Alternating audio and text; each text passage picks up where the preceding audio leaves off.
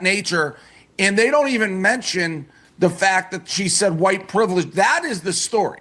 The story isn't that she got kicked out.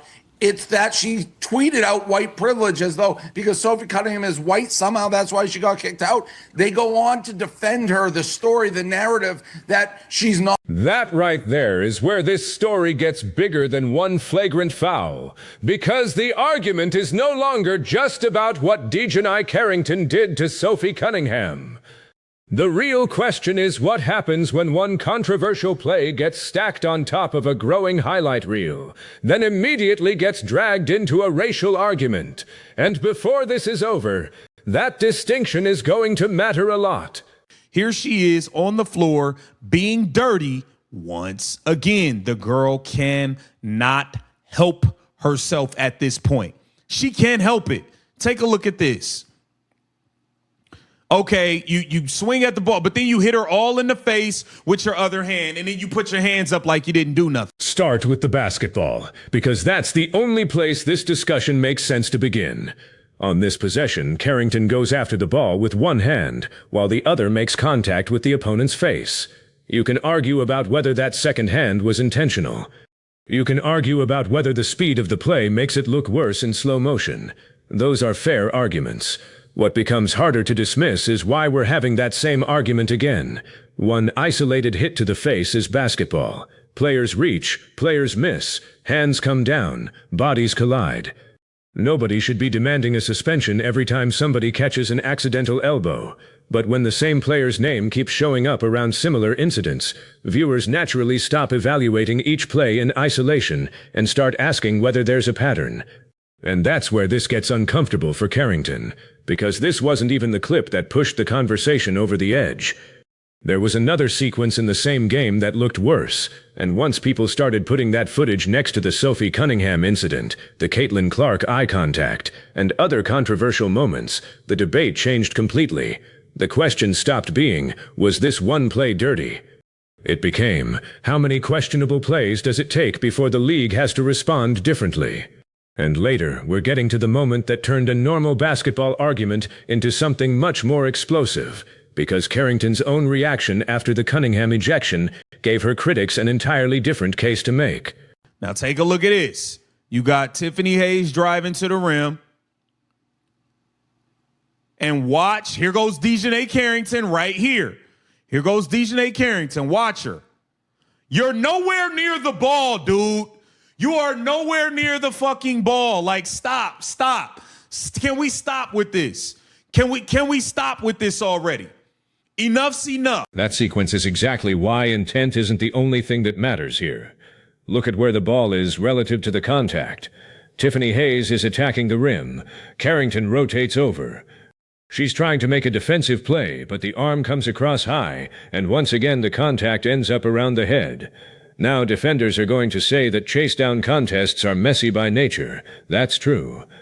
When somebody is moving at full speed, you don't get a perfect freeze-frame basketball pose. You mistime a swat by half a second, and instead of touching leather, you catch an arm, shoulder, or head. But that explanation can only carry so much weight when similar clips keep surfacing. The league doesn't need to decide that Carrington wakes up thinking about hurting people. That's an impossible standard anyway. Officials aren't mind readers. What they can judge is conduct, frequency, force, positioning, and whether a player repeatedly puts opponents in vulnerable situations.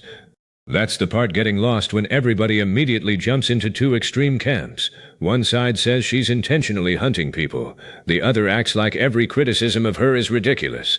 There is a giant middle ground between those claims.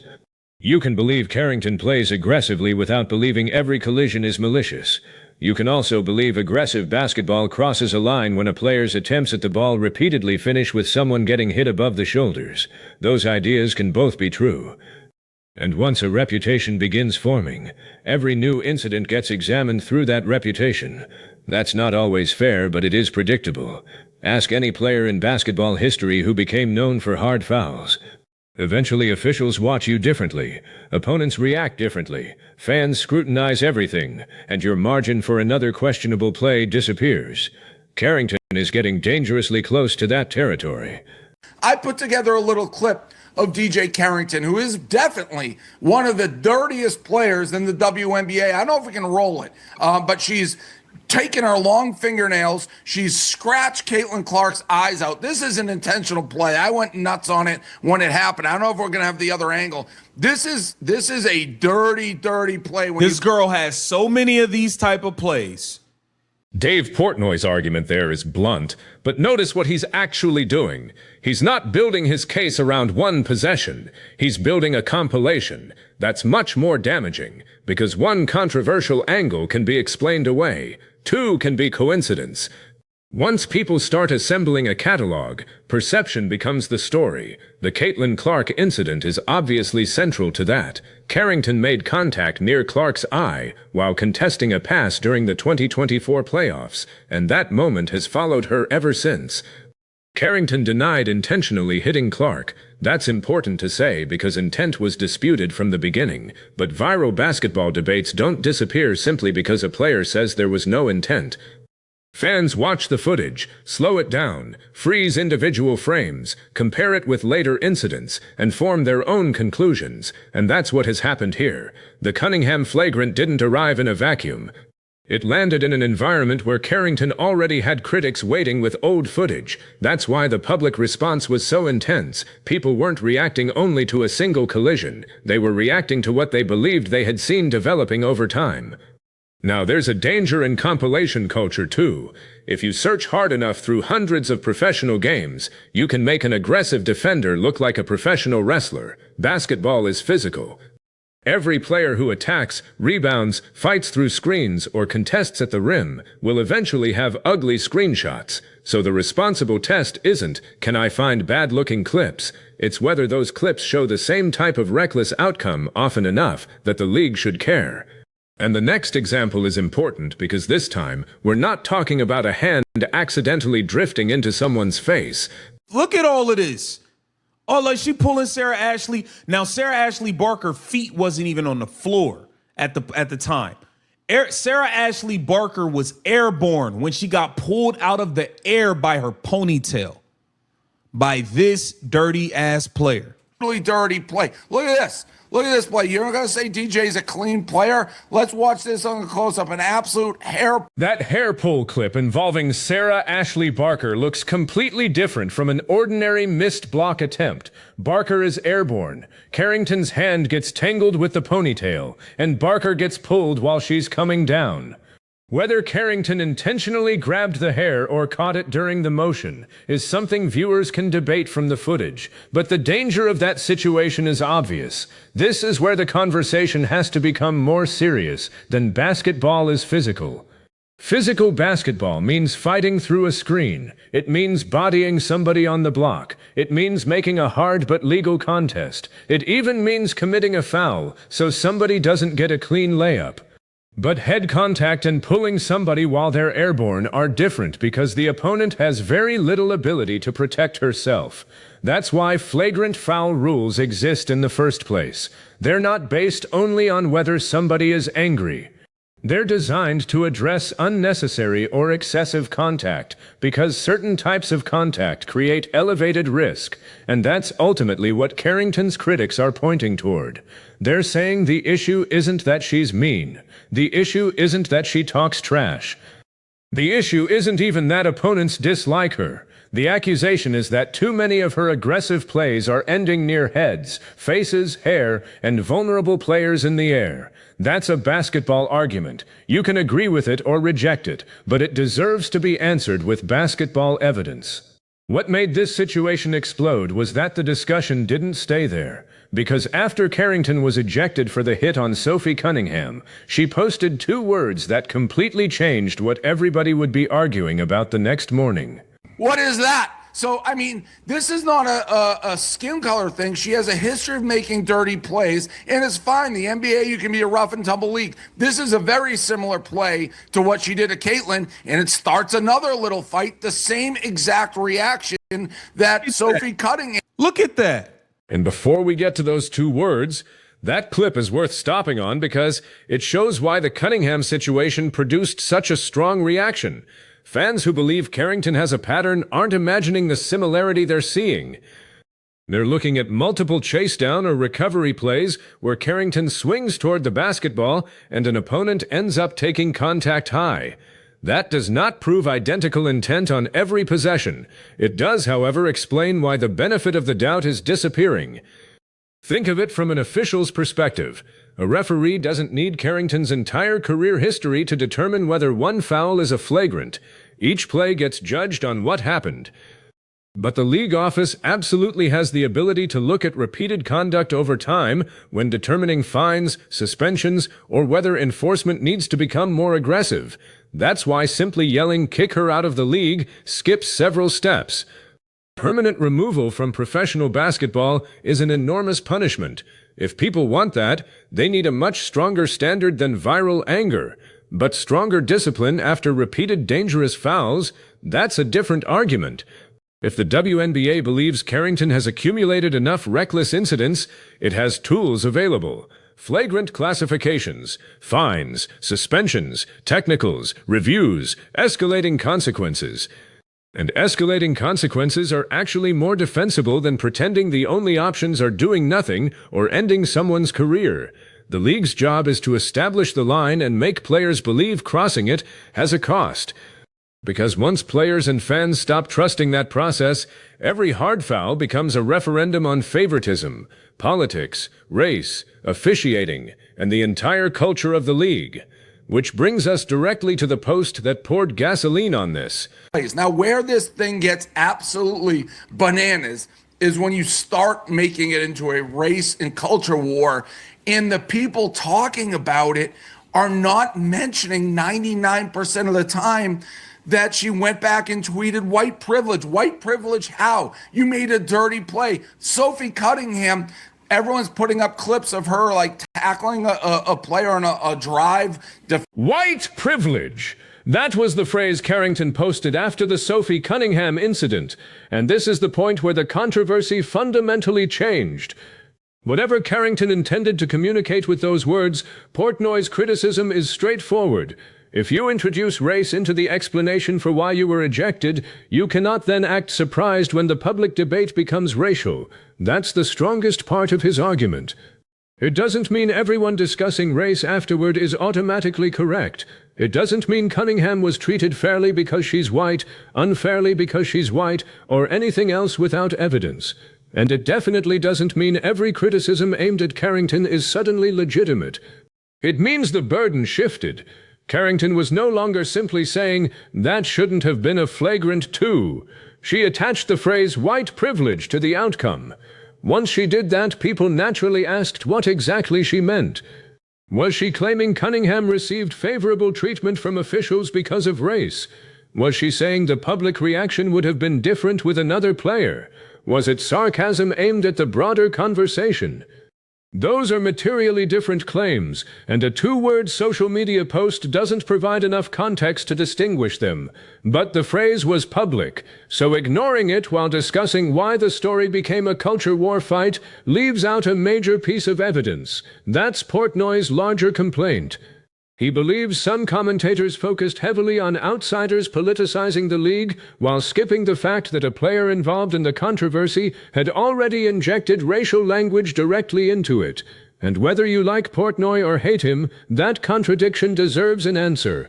Privilege how? You made a dirty play. Sophie Cunningham, everyone's putting up clips of her like tackling a player on a drive, defending Caitlin, you say? Well, she got kicked out of the game for that too and didn't say anything after. So when you have commentators like Cheryl Reeves, who I like, Elle Duncan, I'm putting some of the names down, who are like, conservatives are trying, an outside force trying to hijack the WNBA and trying to make everything about race and trying to make it a cult. Now we're at the real tension.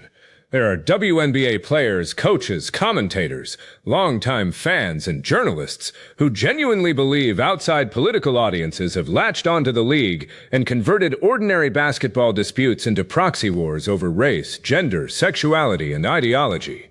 There is evidence that people who barely discussed women's basketball before Caitlin Clark arrived suddenly began treating every Fever game like a national political event.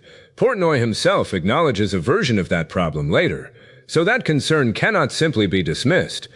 But there's another side. You cannot demand that outsiders discuss only basketball while people inside the sport are publicly connecting basketball incidents to broader social issues. Once participants make political or cultural arguments, those arguments become part of the public story. That's not hijacking. That's engagement with something that was actually said. The fair standard has to work both ways. If a conservative commentator drags an unrelated political grievance into a random basketball foul, call it what it is. If a player makes a racial claim about the fallout from her own ejection, that deserves scrutiny too. And here's where this whole debate keeps becoming toxic. Everyone wants rules that apply only to the other team. People who hate Carrington treat every accidental contact like proof of evil intent. People defending Carrington sometimes treat every criticism as evidence of prejudice. Neither approach helps. The better question is much narrower. Was the Cunningham contact excessive? Did Carrington deserve the flagrant 2? Does her previous on-court history make additional discipline reasonable? And what evidence supports the white privilege implication? Those questions can actually be examined. Calling everybody racist, dirty, hateful, or politically motivated before answering them just guarantees nobody listens. Culture war. No, it's you. It's you guys. And I'm not saying specific, but yes, to Carrington, you specific. When you tweet something so stupid as white privilege, and then you get shocked when people who aren't necessarily WNBA fans, and by the way, I was on the opposite side of this issue 2 weeks ago when Caitlin Clark didn't want to mention the trans issue that they asked her about when they... Portnoy makes another point there that complicates the idea that his criticism is purely partisan. He says that only weeks earlier he was criticizing conservatives for pressuring Caitlin Clark to become a spokesperson on a political issue when Clark said, essentially, that she wanted to focus on basketball. That's relevant because it reveals the principle he's claiming to follow. His position is that people who don't actually care about the sport shouldn't force players to participate in culture war debates. But if a player voluntarily introduces a cultural argument into a basketball controversy, then discussing that argument becomes fair game. You can disagree with Portnoy's delivery. You can disagree with his conclusions about Carrington. But that distinction is coherent, and it points toward a bigger problem facing the WNBA. The league is growing under an enormous spotlight. More people are watching games, clipping moments, studying officiating, arguing about rivalries, and scrutinizing what players say afterward. That growth creates opportunity, but it destroys the old luxury of having controversies remain inside a relatively small basketball community. Everything travels now. A hard foul becomes a slow-motion video. A slow-motion video becomes an argument. A post becomes a headline becomes a political debate. And within hours, people who didn't watch the actual game are fighting over what the incident supposedly represents. That's exactly why players and media figures have to be precise. If Carrington believes race influenced the response to her ejection, explain how. Give the argument enough substance that people can evaluate it. 2 words leave an enormous vacuum. And the internet always fills a vacuum with the most inflammatory interpretation available. To be allowed, she's like, I just want to play basketball. And all the people on the right, the conservatives, like, you got to stick up and call it a coward. Megyn Kelly's like, she's a coward for not talking. I told Megyn Kelly to shut up. Yeah. Like, you don't watch the WNBA. You don't watch basketball. You're inserting. But when you have one of your players who commits a clear flagrant 2 and then tweets white privilege right after she goes to the locker room. It's insanity. That segment also exposes something that gets overlooked whenever Caitlin Clark enters one of these conversations. Clark has been pulled into cultural fights from virtually every direction. People on the right have demanded that she speak more forcefully on certain issues. People on the left have demanded that she respond to how some fans use her name. Basketball commentators argue about whether criticism of her is racial. Others argue that her popularity creates preferential treatment. Every answer she gives gets interpreted politically. And sometimes the most rational response from an athlete is exactly what Clark attempted. I came here to play basketball. That option should remain available. Nobody should be required to become a political representative simply because millions of people watch them dribble a basketball. But once an athlete chooses to engage, the scrutiny comes with it. Carrington was free to post white privilege. She is also free to criticize the reaction. But everyone else is equally free to ask what evidence supports it, and whether the accusation is fair. That's not censorship.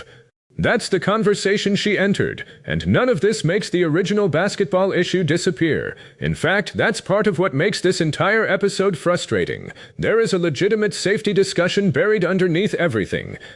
How much contact above the shoulders should the WNBA tolerate? Should repeated dangerous fouls result in escalating discipline? Does Carrington's history warrant greater scrutiny? Should officiating crews apply the same standard regardless of the player's reputation? Those questions matter to athletes who actually have to absorb these hits. Turning the dispute immediately into a political identity fight makes those questions harder to answer, not easier, because now every ruling gets interpreted as choosing a side. You can't then cry that this is being talked about in racial terms in a culture. She started that. This is a basketball play. The second you go white privilege, and they are talking about it on these telecasts without mentioning what she tweeted. Oh, they're turning into a culture where it's turning into a race war. This is our league. Don't let conservatives or the right hijack it. Your player tweeted white privilege, and it had nothing to do with that. And that's the payoff Portnoy was building toward. His argument isn't simply that Carrington committed a flagrant foul. It's that she cannot personally introduce race into the controversy, and then have allies complain that race became part of the controversy. That's the point people have to confront directly. You can still believe Carrington receives disproportionate criticism. You can believe some accounts use her as a target because of political arguments that have very little to do with basketball. You can believe the level of hatred aimed at individual WNBA players has gotten completely out of control. All of that can be true. It still doesn't erase her own public statement. And the cleanest way out of this mess is not complicated. Separate the claims. On the basketball claim, evaluate the footage. On the disciplinary claim, compare Carrington's incidents with how the league has punished similar contact from other players. On the race claim, ask for evidence. On the media claim, examine whether commentators omitted material context. Once you separate those issues, the fog clears quickly. The Cunningham play can be excessive without proving Carrington is intentionally trying to injure people. Carrington can have a history of dangerous-looking plays without every collision being malicious. Critics can have legitimate basketball concerns while some other critics clearly bring ideological baggage, and Carrington can believe race is relevant while still being expected to explain why. That's how you keep analysis grounded instead of turning a professional sports league into a permanent political battlefield. DiJonai Carrington is not half as talented as Kennedy Carter. And Kennedy Carter's out of this league. We can get this girl up out of here too. Let's keep it real. Come down with long fingernails, gouge somebody. She's had multiple instances of chasing people down from behind, trying the same swat and smashing them in the head and causing mini fights. She pulled another girl's hair. I don't know if we'll get to that clip in a second. There's one comparison in that clip that deserves closer examination. Kennedy Carter. Portnoy argues that Carter is more talented and is currently out of the league, then uses that as a reason Carrington could be removed too. But those situations aren't identical, and this is where calls to simply get her out become less persuasive.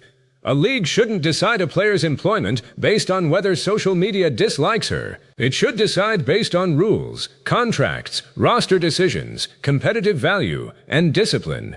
If Carrington commits another flagrant foul, punish that foul according to the rules. If the league determines a pattern warrants suspension, suspend her. If teams decide the basketball value doesn't justify the baggage, that's their decision. But demanding that somebody be banned because a montage looks terrible is a much higher bar. And ironically, the strongest case against Carrington doesn't require exaggeration. You don't need to say every play was intentional. You don't need to claim she is trying to injure opponents. You don't need to turn her into some cartoon villain. The footage already creates a serious enough question. Why does this particular player keep appearing in clips involving dangerous high contact? That's something Carrington herself may eventually need to adjust. Elite defenders adapt. If officials start flagging your chase-down technique, you change the angle. If your swipes repeatedly connect with faces, you stop taking the same swipe. If opponents are vulnerable in the air, you make sure your aggression doesn't create a dangerous landing. Professional athletes constantly modify technique based on officiating and consequences. Carrington should be held to that standard too, because eventually, I was making a basketball play stops being enough if the basketball play repeatedly produces the same dangerous result. And even Jason Whitlock saw it and he said, out of the league. Get her out. Get her out. Get her out of the league. Look at her. Get this woman. This is 2 separate clips he's responded to. He said, get this woman out of basketball. Get her out of here, man. It's freaking ridiculous.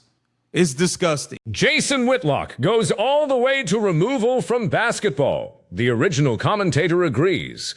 A lot of fans clearly agree. But the most consequential question isn't whether the internet wants Carrington gone. It's what the WNBA does next, because leagues create behavior through incentives.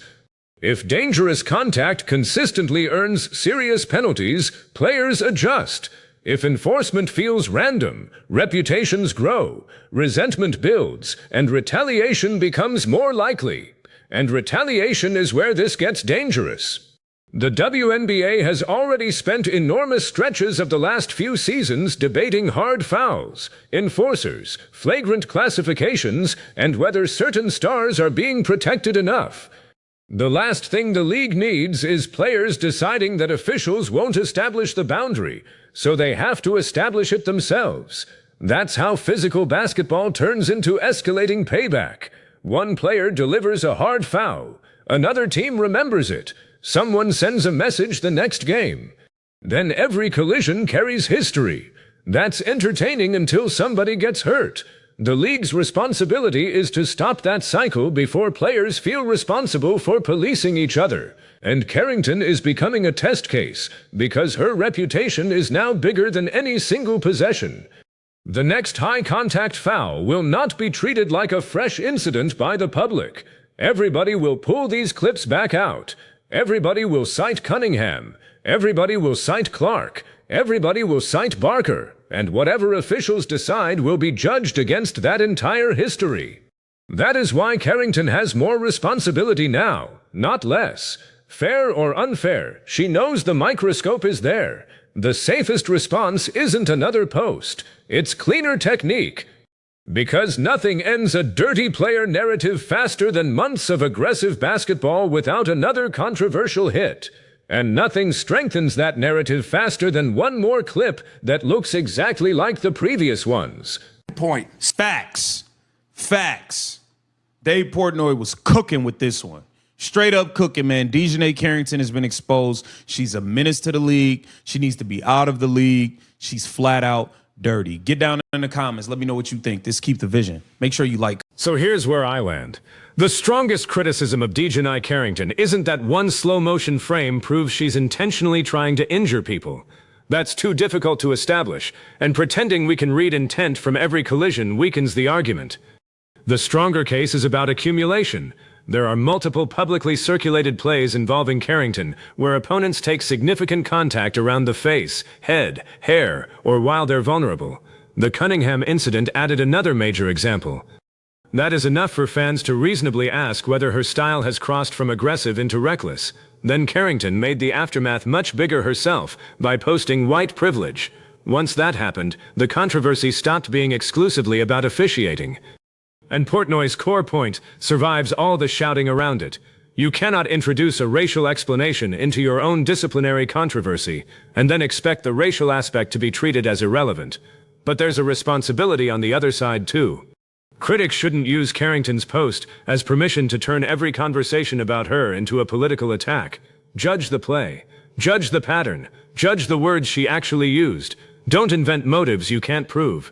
That's the standard that gives everybody the least room to hide.